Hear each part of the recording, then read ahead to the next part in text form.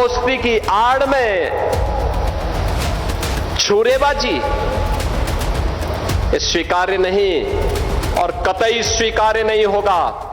अगर कोई अपनी नालायक औलाद को समझा नहीं पा रहा है तो उनको समझाओ, और नहीं तो वह दुर्गति होगी कि कई पीढ़ियां याद करेंगे। यूपी के मुख्यमंत्री योगी आदित्यनाथ का ये वो अल्टीमेटम है जिसने इस वक्त पूरे प्रदेश के अपराधियों में हड़कंप मचा दिया है। दोस्ती के नाम पर पीठ पर छुरा घोंपने वालों और कानून को हाथ में लेने वालों को सीएम योगी ने सीधी और खुली चेतावनी दे दी है। दरअसल मामला है सूर्या हत्याकांड का, गाजियाबाद के खोड़ा में, जहां दोस्ती की आड़ में ऐसी खूनी साजिश रची गई कि सुनने वालों की रूह कांप गई। सूर्या को सरेआम मौत के घाट उतार दिया गया, लेकिन अपराधी शायद भूल गए कि उत्तर प्रदेश में सरकार किसकी है। इस वारदात के सामने आते ही ताबड़तोड़ एक्शन शुरू हो गया। पहले गिरफ्तारियां हुई, उसके बाद मुख्य आरोपी असद का एनकाउंटर हो गया और आज बुलडोजर का नोटिस भी असद के घर पर चिपक चुका है। पुलिस की स्पेशल टीमें ताबड़तोड़ छापेमारी कर रही हैं। ढोल नगाड़ों के साथ नोटिस चिपकाकर 15 दिन का वक्त दिया गया है कि या तो घर खुद खाली कर दो वरना बुलडोजर तो चलेगा ही।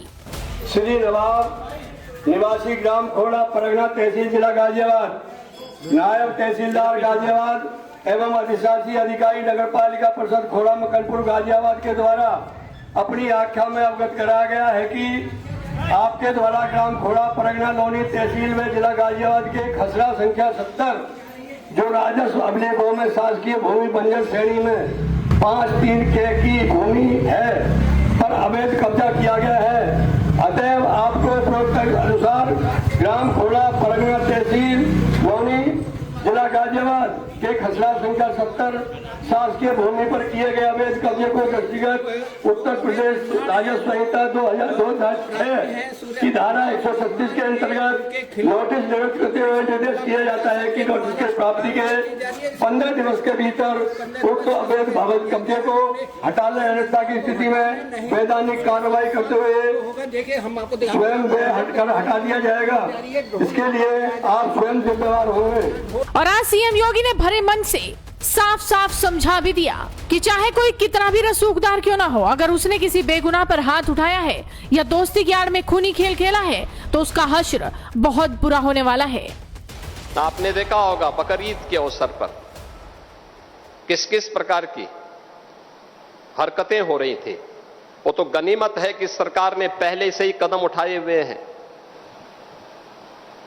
तब शांतिपूर्ण तरीके से पर्व और त्योहार हो पा रहे हैं। नहीं तो पश्चिमी उत्तर प्रदेश में तो गनीमत थी जी, सब के बारे में बड़ा मुश्किल होता था। रामनवमी, शिवरात्रि, जन्माष्टमी, दुर्गा पूजा, कावड़ यात्रा, ये सब सपने हो गए थे। बेटी स्कूल नहीं जा पा रही थी, व्यापारी सुरक्षित नहीं रह पा रहा था।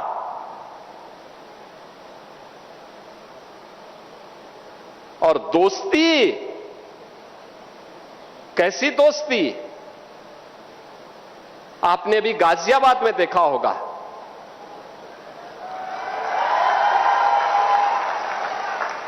दोस्ती की आड़ में छुरेबाजी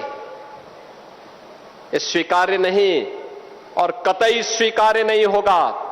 अगर कोई अपनी नालायक औलाद को समझा नहीं पा रहा है तो समझो कि गलती कर रहा है, गलती कर रहा है। याद रखना, हमारी संवेदना सामान्य नागरिकों के प्रति है।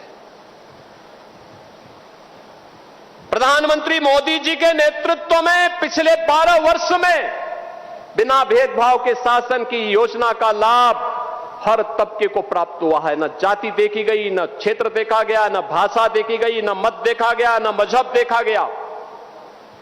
सबका साथ और सबका विकास, योजनाओं का लाभ, विकास की योजनाएं बिना भेदभाव के, बिजली बिना भेदभाव के,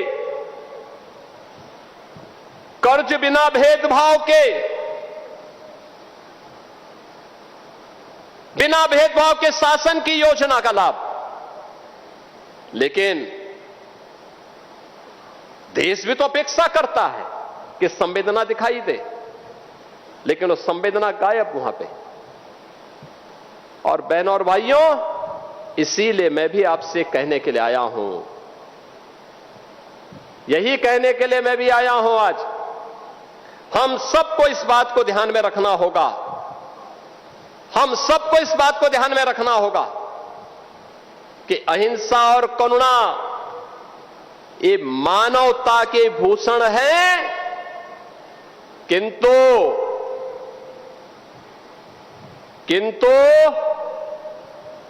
शस्त्र उठाना होगा अगर सामने खरदूषण है। भगवान कृष्ण ने भी यही कहा था, परित्राणाय साधूनाम विनाशाय च दुष्कृताम। सज्जनों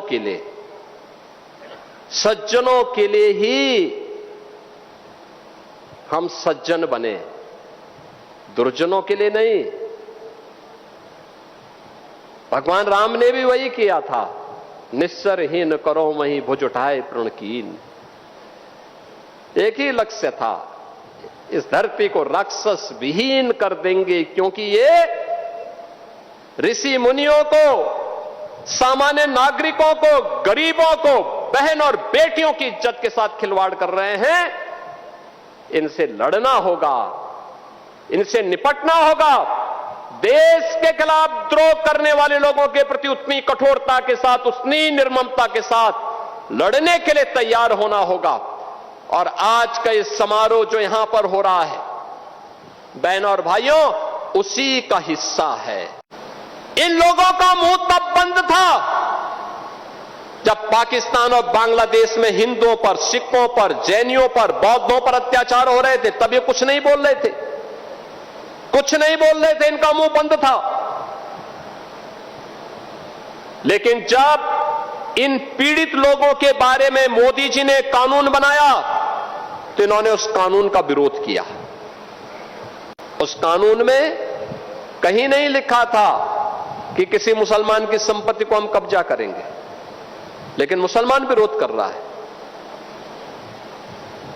यानी जो हमारे हिंदुओं का विरोध कर रहा हो, हमारे सिखों का विरोध कर रहा हो, हमारे बौद्धों का कर रहा हो, वो कहता गौ को राष्ट्रीय पशु घोषित करो।